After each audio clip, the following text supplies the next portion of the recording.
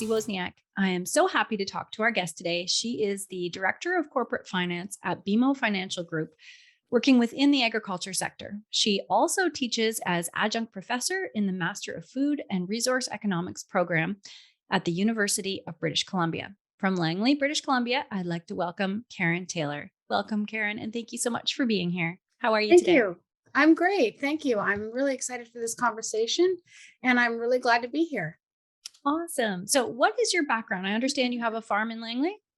Yeah, excuse me, my husband and I, we have a small hobby farm in Langley where, we have some horses and I have some laying hens, and we have a little bit of land on which, we grow a little bit of crop, a little bit of hayland, and I do some gardening and things like that. So it's a hobby farm, and we both have jobs off farm, and I really like living in Langley, and I really like living on a little bit of acreage, and having my animals around me. It's a great life. Yeah, I guess. So I am always interested in the future of agriculture. It's undoubtedly the most important industry for the future of humanity, right? We all have to eat. So last year at the Advancing Women in Agricultural virtual conference, you had said the higher rate of interest and applications to agriculture programs globally reflect a shift in world priorities. So what are you seeing that's led you to believe this? Yeah, I think across almost all universities, they're seeing a big increase in enrollment for all of the agricultural programs. And this hasn't just been happening, in the last year. I think it's been happening over the last few years. With COVID happening, it's shifted priorities a little bit, in that I think people are thinking a little bit more about the food system, the food chain, the environment, sustainability. So it's put a bit of a focus on that, which I think has driven some people toward agriculture and agricultural programs. But prior to COVID, there was still increasing enrollment that at least we saw at UBC, and I know counterparts at other universities have seen. And it was, a few things. It was around, number one, there's a lot of jobs in agriculture for the students when they get out of university, and these jobs are fairly well paid. So that was also driving, students into these programs, because they're looking obviously for a job when they get out of the program, and those jobs are available. The other thing too is the huge amount of high tech innovation that's driving the ag sector, and so the thought of farming not being innovative, that's gone by the wayside. Is that farmers are being innovative. There's a lot of ag tech happening in the sector. There's a lot of adaptation of the new technology happening in the sector. And I think that's also what's driving young people to be in that space, because it's, interesting and exciting, and ever changing. And so it's kind of this, I see students, that have, on the one hand, sort of this entrepreneurial spirit of whether it's innovation or running their own business. I see those students. And then I also see, on the other hand, a desire for these students to also be involved in sustainable food production. They care about the supply chain system. They find the markets really interesting. And this all, I think, has just driven sort of this a flee to agriculture and agricultural programs. And yeah, it's more of a focus overall on food production and the environment that I think has put kind of more of a spotlight on agriculture. And the students are going and enrolling into those programs, which I think is great. Yeah, for sure. And those are some good points too about the diversity. Uh, I think a statistic I heard the other day was 80 to 90% of the public worked in agriculture at the turn of the century, last century in the 1900s, and now it's 2% that works on farm. So there are, a broad assortment of jobs within the industry that aren't really on farm. But what sectors of ag are you seeing the most interest in? Yeah, that's a great question. And I think it's a little bit hard for me to answer, but just because agriculture, as you know, is so vast. And there's so many sectors, from, animal husbandry and animal science to plant science and, crop science. And then you've got the business side, and then you also have the resource economics side. You have policy, like it's really, really vast. But we're seeing increased enrollment and increased interest in all of those sectors. Wow. So, yeah, I mean, whether you're interested in plant science and want to, work with crops, or even with forestry, there's been recently increased interest in that. But I would say, from my experience, and because I work with or agricultural economics, resource economics, food policy, and agribusiness, for definitely that sector has increased in just students wanting to apply to the programs. The number of students we have applying to the programs has significantly increased. The diversity of the students has increased. And yeah, I mean, so like I said, I think it's just all sectors. And I think the other thing too is like you were saying, there's so many jobs that maybe historically people thought the jobs were on farm, like as a farm Mhm. laborer. But now, but I think now it's realized that as a university grad, the jobs are, doing other things in order to support the industry, whether it's in the banking sector or, as a crop consultant. So it's in more managerial roles and consulting roles. And so the students have realized these jobs are available, and they're, enrolling into these programs. Right. Yeah. And you mentioned that COVID could be a trigger for this, these supply chain disruptions, the environment. So, what do you think, in your opinion, is the catalyst for these young people coming through high school to really think about agriculture? When I was in high school, you never ever heard about a job in agriculture. I knew what I wanted to be in agriculture and from the beginning, but nobody ever talked about it. Yeah, this is a topic that I find so interesting because for myself, I come from agriculture. My parents farmed. That's what we did. That's what they did. They didn't have off-farm jobs. Farming was the primary source of income, and that's pretty much what you did, every day. They had a commercial hog operation when I was growing up, and then later on moved and were broiler producers. And so that's how the world that I come from. And you're right. It used to be that the kids or the folks that were enrolled in university in agriculture came from agriculture, and so it made sense. It's not hard to make that leap. You grow up on a farm, you study agriculture, and then you either take over the family farm or you work in the ag sector in some way, or become a veterinarian, or whatever.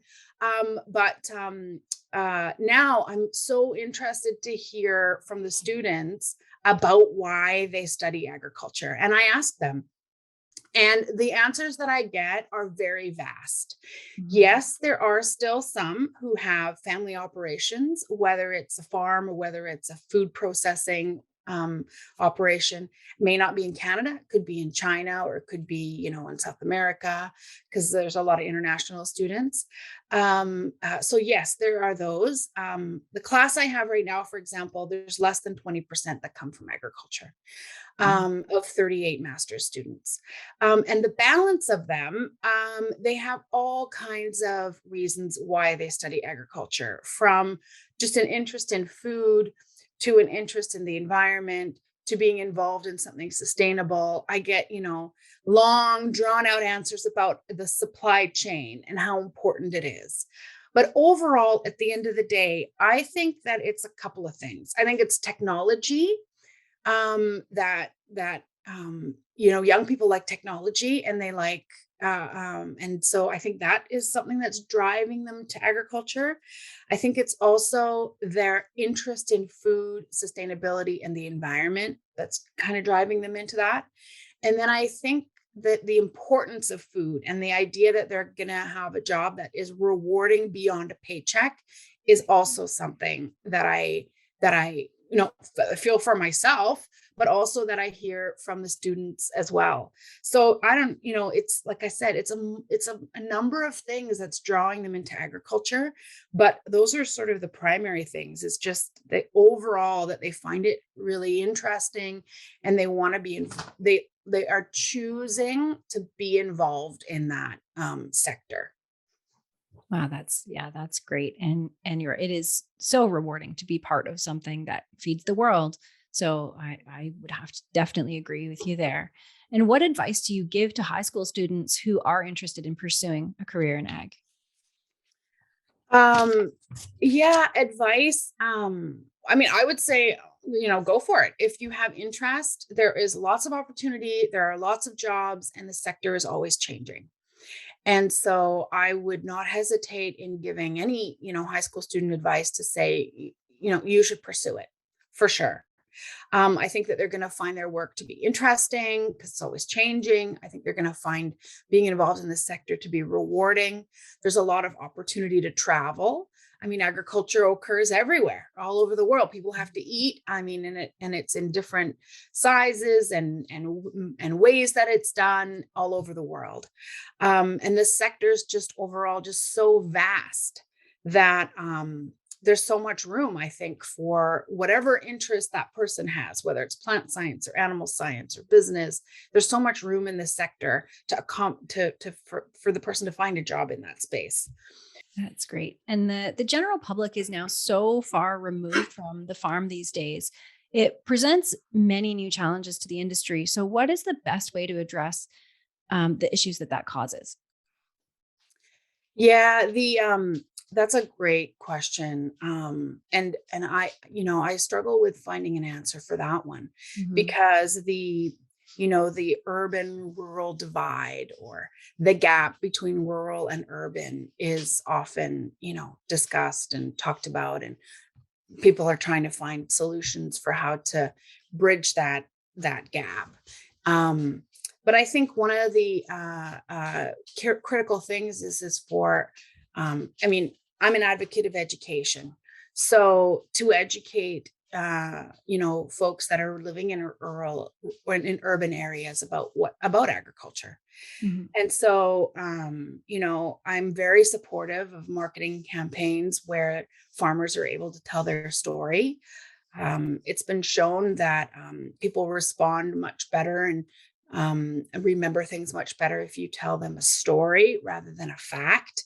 Mhm. So I think that that's important, is not to bombard, the city folks with facts about agriculture, but yes, you can do that, but also tell the story from a farmer's perspective on what it's like. And Mhm. so I think those marketing and campaigns and programs will work. I think social media is doing a great job at doing some of that. Um, Interestingly, I've spoken to people that do social media for on the farming side, and they still say they struggle a little bit in getting to the real urban audience. Mhm. Sometimes they find that their audience then on social media winds up being like other farmers. So they're still trying to, connect the farmer with the city person, and really to have that understanding in that conversation. So I mean, I think that's going to be something that definitely needs to happen more in the future. Yeah. Right. Yeah. And as a professor, what positive trends are you noticing in the up and coming generation that are entering the ag industry? Um, yeah, I often, sometimes when I'm thinking, oh, I'm having a bad day, or, the world is going to, hell in a handbasket, or whatever thought that I have on that day. I go to one of my classes and I just talk to the students, and I'm like, okay, I think we're in good shape here. Good um, hands. I find that the students are, and whether it's an undergrad class, I taught an undergrad class last year, a third year undergrad class about international food policy. And so there's a lot of international students, as well as, obviously domestic students. And and then in addition to my master's class, but I find a couple of things. I find the students are bright, they're keen, about their futures, about getting a job. I find that they are adaptable to change. You know, with COVID, they've had to change from in person to online to a hybrid model. And, it's always moving. And so this has built a certain amount of adaptability and resilience into the students, which I think will, help them very well when they get out into the real world, and particularly if they're going into agriculture. Mhm. They embrace technology. I see that. And so that's the important thing is as agriculture also embraces technology, the students like technology. And so it's a good fit for the future generation and working in that space. Um, and I noticed too, like they're deciding to study agriculture because they want to be in that space. Right. They're looking for a job that like is important and rewarding. And so food production that feeds the world and the aspect of the environment and sustainability, those are like really things that are they're talking about and that are trends. That's great. And another kind of issue, a side issue that affects, it's becoming a problem on farms across North America is animal activism. What are some of the things that young people in the industry can do to kind of combat this trend? Do you think it's more education? Yeah, that's a really, really great question. The animal activism. With my students in the classes that I teach and the conversations that I have, um, uh, I would say they are aware of that, and everyone wants an animal on farm to be treated, you know, um, like with compassion and kindness. Mhm. But at the end of the day, they are, oftentimes food, and so like from a student perspective, they understand that. And so um from an animal activism standpoint, um like I don't see students going into and studying agriculture because they want to um particularly be an advocate for animal activism. Right. They're doing it because they want to be in the sector, and and other reasons. So I think the challenge is more on farm, and that's a real tough one. And I Mhm. think some of the other things around that rural urban divide that we talked about, and farmers sharing their story, I think will help that. No, that's good. There is really no silver bullet though, right? And I Yeah. think we just have to be aware of it, and farmers definitely have to be prepared, I guess, too, right? Well, and related to animal activism, social media plays a really large role in that. Yeah. And to tease out, in social media, what is sort of true and real from what is sort of just being said can be a little bit challenging as well. And Mhm. so, um, in general, I mean, like I said, it's an issue, but I think as more education is given to the public on what happens on farm, and understanding and the stories that farmers can tell and show, I think that will help. I mean, ultimately, at the end of the day, agriculture and farming. I mean, you're not just producing a food product for consumption. I think it's important for the story to include and for people to be aware that it's so much beyond that. It's Mhm. it's so much more than just that. I mean, it's about a farmer having a lifestyle for their family. It's about, a legacy that they've either taken Mhm. on and are continuing to carry forward. It's about, yeah, it's a business where they need to be sustainable. And there's, where all the pillars for sustainability, including creating a profit that they need to have. But it's so much beyond that. It's also about animal husbandry and about land stewardship, and so I think that all of those aspects, I think, need to be shared so that people are aware, and then hopefully some of those the misunderstandings will combat some of that negativity that can sometimes occur. Right. And those are excellent points. And what are you seeing as the biggest challenge that the industry is up against in 2022? There's a lot going on right now. And what are some ways that those can be overcome? Yeah, that's a real loaded question about challenges that are facing agriculture, going forward and now. I feel like it's, a different challenge on a different day to a different agricultural, producer. But the industry is resilient and has overcome challenges. And so the things that I see right now there's a few things. I mean, when I go on farm and when I have conversations with people that are, obviously operating in a large agribusiness or even a small one of the things is labor, whether Yes. it's access to labor, i.e., finding good people, keeping good people, even having someone show up on your farm to work, can be an issue for many of the people that I work with and see.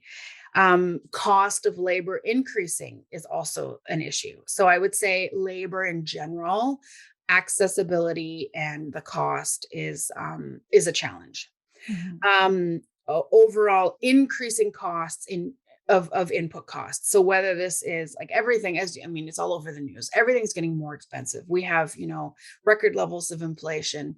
Input costs are very expensive. Feed costs are expensive. Hay is expensive. Fuel costs are increasing. Interest rates are now going to start rising. Land prices have really risen in the last few years. So, sort of, I'm sure you're aware the increasing costs of just everything, really. Yeah, that's it. Yeah, that's a real challenge. The other thing is right now, obviously, supply chain issues, whether related, oftentimes, we're hearing it's related to COVID, but that's currently what I'm seeing and probably something we'll see for 2022. Hopefully, that can all sort of get back to normal and our systems can, start functioning as they were. But I do hear about challenges regarding supply chain issues. For example, dairy farmers putting in a new parlor and they're missing components of that parlor. And so they're not able to get the parlor up and running because they can't get the components. Yeah. A farmer's looking to harvest. I had a call the other day with a large egg layer operator, and they also have, cropland that they crop, and some of their equipment needs repairing, and they can't get the parts. Mhm. So those are, I think, a little bit more hopefully more short-term Short term. challenges. Yeah. Yeah. Yeah. The other thing too is weather. Mhm. I can't recall, like 10 years ago, yeah, we would talk about weather, but it wasn't to the extent I feel like that we've been talking about weather and climate change or environment or those things. So in the area where I live, for example, this past year in 2021, we actually had 4 major weather events that impacted agriculture.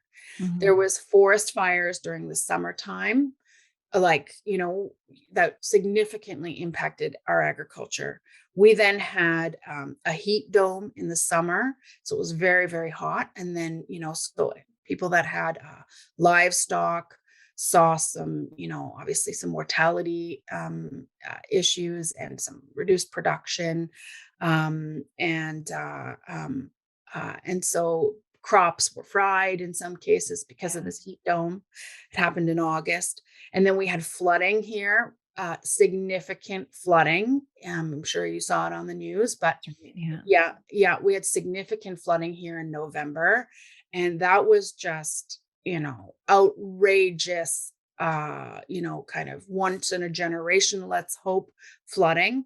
But that was just, amazing in the worst possible way. Yeah, that's it. Yeah, and so and not only did that cause issues with on farms, like literally having to evacuate or be flooded, but it Mhm. caused all kinds of logistics nightmares for the whole province because we had roads washed out everywhere. And I mean, it bridges was too, right? bridges, roads, Yeah.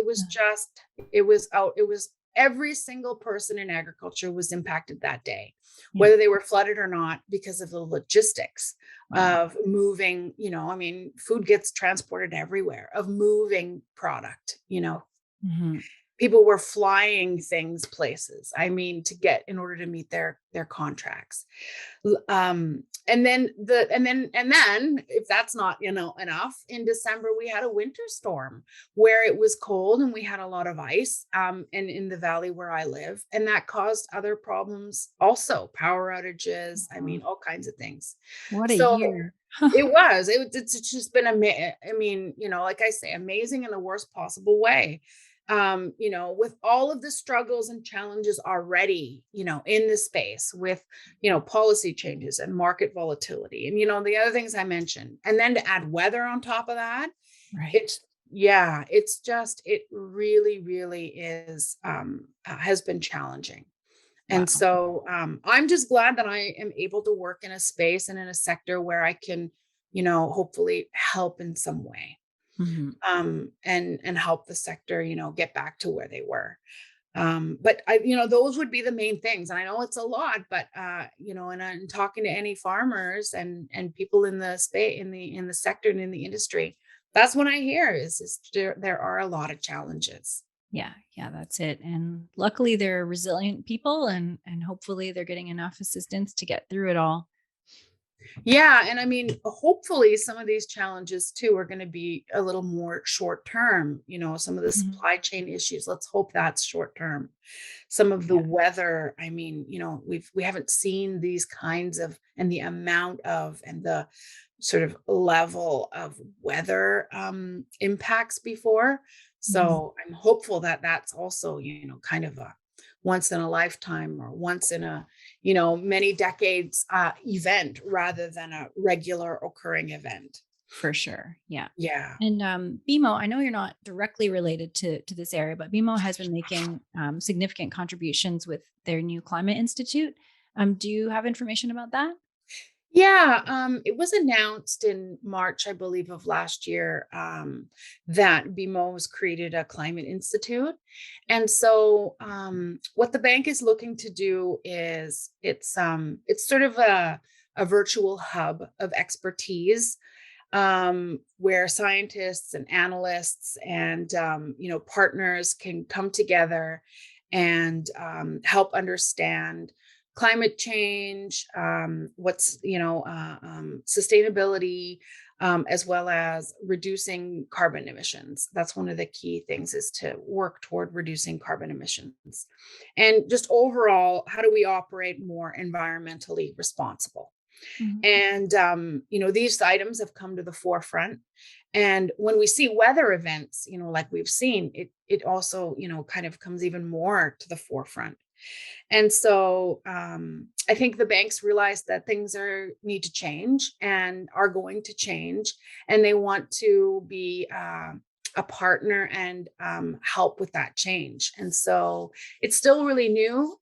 Things are, forever changing. They're looking to, help deploy capital into sustainable and green initiatives, and also analyze what climate change could look like on physical assets as well. So they're using some, like, software, AI, even spatial data, to start modeling and mapping out what that might look like in Mhm. terms of, where could assets and, like, land and crops be impacted potentially from climate change. So the idea is, and I mean, they're the specialists, their department is. And so if you want more information, I encourage you to, even if you just Google BMO Climate Institute, it will take All you right, right there. great. Yeah, but it's more around being like a resource to help the world, and agriculture is a big part of that, move in that direction. Yeah, yeah. And if you know anything about producers, they have a connection to the land and want to be good stewards of the land and you know continue that tradition and any assistance in that is I would say is probably welcome. Absolutely. Mhm. I totally agree. Farmers want to take care of their animals, and they want to take care of the land. Yeah, yeah, for sure. So if a student is looking for more information on a career in agriculture, where do you recommend that they go to start searching for that? Oh, that's a great, great question. I mean, there's so many places where you can go to research. And so, I mean, there's kind of like two things, there's a few things you can do. Yeah, you can go on the internet and you can research, find your local university and see what agriculture programs they have there, right? You can expand it then and look at, other larger universities and what do their programs look like. And the websites are really great as well because they'll show the kinds of jobs that alumni are taking on. So it Mhm. gives the students a good idea too, like, hey, if I study this and complete this program, here's, kind of an example of the kind of job that I may have. I think students could also go on various job work sites and see about what kind of jobs are Mhm. available, right? And what credentials are they looking for? Are they looking for a bachelor's degree? Are they looking for, a diploma? Are they looking for, in some cases, a master's degree? So then they can prepare and say, well, I'm interested in this type of a job. These are the credentials that I need, and then kind of focus on getting those credentials. And even larger agribusinesses, look at their career websites, right? What kind of jobs are they looking for and what the skill set that the companies are looking for?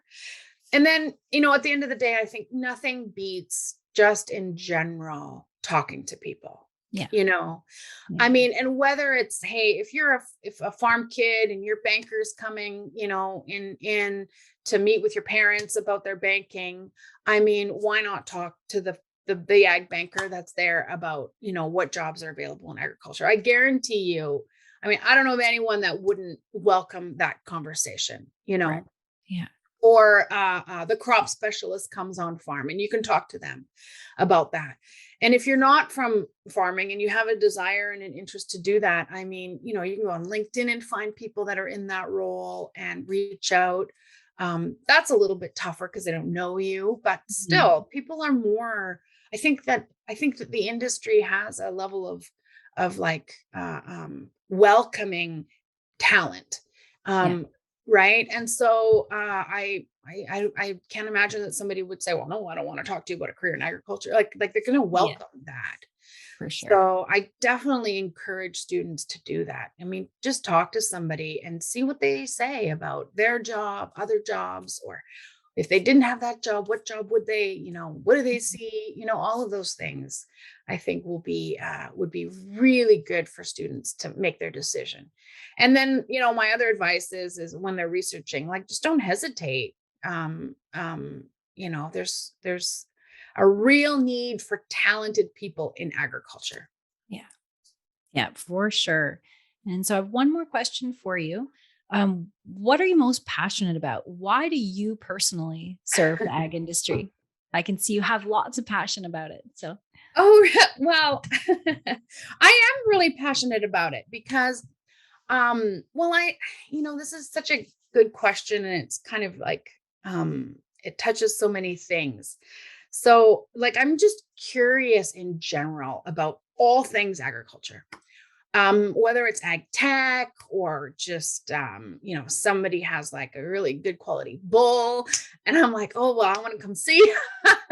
yeah. I just am really, really, and I don't know where that curiosity comes from. Perhaps it comes from, I don't know, being born and raised on a farm and it's kind of in your blood a little bit. But I really am just really, really curious about all things having to do with agriculture, food technology, pretty much anything in that space. And so when I am going on a farm tour, when I'm meeting a client for the first time and there's something new and interesting, that really is motivating to me because I'm just so curious about it. And I always just have like a ton of questions. And I know people sometimes maybe find that a bit but I just really want to know. And so that, if I go on a holiday somewhere, I would like to go on a farm tour, if I am going on a Mhm. holiday somewhere. So I think it's the curiosity part. And then the other thing too is um uh I just have a real admiration for farmers and agribusiness owners that do it really well. Mhm. So, I mean, we've talked about all the challenges in the space, right? I mean, there's so many challenges in the space. And there's also a reason why they do what they do that's beyond just putting food on the table for the families, right? There's a legacy to it. There's the like a heart and soul into the operations oftentimes, or they're building a legacy or taking on a legacy, or they want to have that as their lifestyle for their family. And there's just so many things to manage, right, in the space. Mhm. I always say to my students, I'm like, agriculture is the most interesting because the products are alive. And so you're not making widgets and gadgets, you're making things that are alive. Mhm. And so it's That's a good so point. interesting. And so when a farmer or an ag business owner does it successfully year over year, and in my job, I'm lucky I get to meet them, my admiration for them and what they do and have accomplished really, really is vast. Like I just can't explain how I'm just so, I don't know, motivated, or I really admire the skill set, not just from like a business acumen standpoint, but just from like resilience to, the family aspect, and being, like we talked about earlier, a steward of the land, taking good care of your animals. So I'm just, that's one of the things. I know it's kind of corny, but I do. I really admire that, those aspects. And then at the end of the day, I mean, I just want to help, like many of my students, I do find the work is really rewarding. And I'd like to be of assistance and help. That's really cool. Very nice. Well, thank you so much for joining me today, Karen. And thanks to everyone who's watching or listening. If you want to learn more, the links will be provided in the show notes. And don't forget to subscribe to North American Ag Spotlight on YouTube, Rumble, or AgFuse channels. And the podcast is available on Spotify, Apple, Stitcher, Amazon, or wherever you listen to podcasts. And have a great day. Thank you.